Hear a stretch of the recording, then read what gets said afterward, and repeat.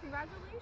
Yeah, thank you. And are you guys back in school or hybrid? Hybrid, Yeah. but I mean, yeah, it is what it is. Yeah, better than Nothing. full-on remote. Yeah.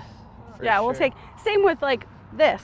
I'm so glad that they're playing. I'm not trying to attack the school or coaches, or I know they're all trying to do what they can. Yeah. It's really, it's gonna rain. Let's get this in before it snows. Before it snows. Okay. All right, you're ready. Ready. You're a senior, and what is your position on the football team? I'm an outside linebacker on the team, and yeah. How do you like it? I like it a lot. I've been playing football my whole life, and it's great to get to compete this year. Did you get much, well, let's see. So the pandemic happened after football season last year, but I guess did sporting events affect you at all in the past year, though? Yeah. I mean, I haven't been able to compete as much. I play football and I wrestle, and I've been doing both of those my whole life. And really, I mean, I live for competition, and I haven't been able to do it as much. So, yeah, it's definitely affected me. I guess, Dylan, I'd like to hear your thoughts when you're on the field. Having folks in the stands, that's huge. And it was kind of a relief hearing your mom say that. I was like, I don't know if the players really care sometimes, but it sounds like you do. Yeah. So what does it mean to have in the games that you have played before the pandemic? What does that feel like, having those large crowds cheering your team on? The fans just add a whole electric vibe to the whole game. It's hard, like, to get, oh, I messed up. No, you're fine. No, you're off to a good start. Yeah. All right, the fans just add a whole electric vibe to a whole game. Like, it's hard to get hyped up without the fans continuous the whole game. I mean, yeah. Yeah, no, it's great. So what has it been like for you having nobody in the stands? It's quiet, I bet. Yeah, it's super quiet. It's very weird, but I mean, I'm glad to get to compete, but we definitely need fans back. It adds a whole nother perspective to the game. Not only fans, but your family. Yeah, my parents have been there supporting me since day one, and I know they enjoy watching me just as much as I enjoy playing, so they deserve to get to watch me my last year of football. Jackie, how many games I'm gonna start is that? crying. How many games is that since day one? I mean, More than I could ever count. He's been playing since he was 5. So it's been a lot of practices, a lot of games, and then his final year to not be in the stands is heartbreaking. So Jackie, you guys haven't been in the stands this year, and you mentioned this is his final year. This is a big This is deal. it. This is it. And this is really what we always wait for, is Friday night lights, to be sitting in the stands, seeing your kid on the field under the lights. And yeah, we've been hanging out on the sideline behind the fence the last 2 games, and that's what I plan on doing until they let us in. So What has that been like? Tell me, being a parent on the at the fence to watch your kids. yeah, it's different. I'm thankful just to be there and watch them play, and to know that they're playing is really all I ever wanted, was them to be able to play.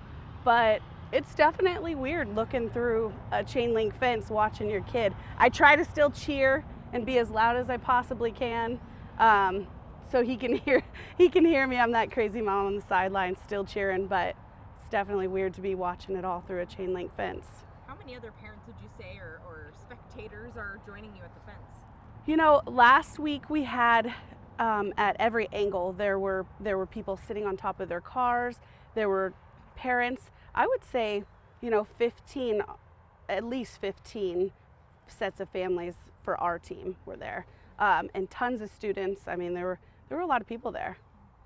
So what are you asking for? What could make this better? We know we're still in the thick of this pandemic. There is kind of that light at the end of the tunnel with vaccines, but what would make this better but also safe? What are you suggesting? I guess what I don't understand is the 200 number. I don't understand how, when we're at 25% occupancy for restaurants, how we can crowd in at Costco, arm in arm, pushing our baskets, but we can't sit at a stadium, even at 25%. Last week, the occupancy was 4,500, and still at Union Stadium, 4,500 is the number there for maximum occupancy, and that would have easily, at 25%, allowed 1,000 people in. and no one was allowed in. So really, I mean, two parents per player would ultimately be the ultimate thing for parents. Just at least if they have to do senior parents, you know, for us, at least for us senior parents. I also have a freshman playing. There were only 70 people on the field. That leaves 140 people still allowed in. So I really would like there to be some sort of change as far as numbers. One number for spectators and then a solid number for players. Does that make sense? To kind of go off, yeah, and you're making great sense. To go off of that, I think we talked about this, but GSL has previously said at some games with bigger schools, right, Right. that they may already have almost 200 people Yeah. on the field. Yes. So then the ability to have spectators at all, it's just Right. capped. So to kind of reiterate your point of, well, then let's make a separate capacity for those on the field and those in the Yeah. stands. Why do you think that's doable? I mean, ultimately, hold on, Yeah, you're all right. you got to re-ask that. Why do you think it's doable to have maybe a capacity for on the field and a separate capacity for in the stands? So between the cheerleaders and the players and the coaches, they're down on the field. They're far enough away from, you know, the stands. And so I think that we can safely distance ourselves, wear masks, and still be able to keep that distance and allow us to be in the stands, I guess. That's gotta be frustrating. Yeah, so Maybe. frustrating. It's heartbreaking. It's heartbreaking. So.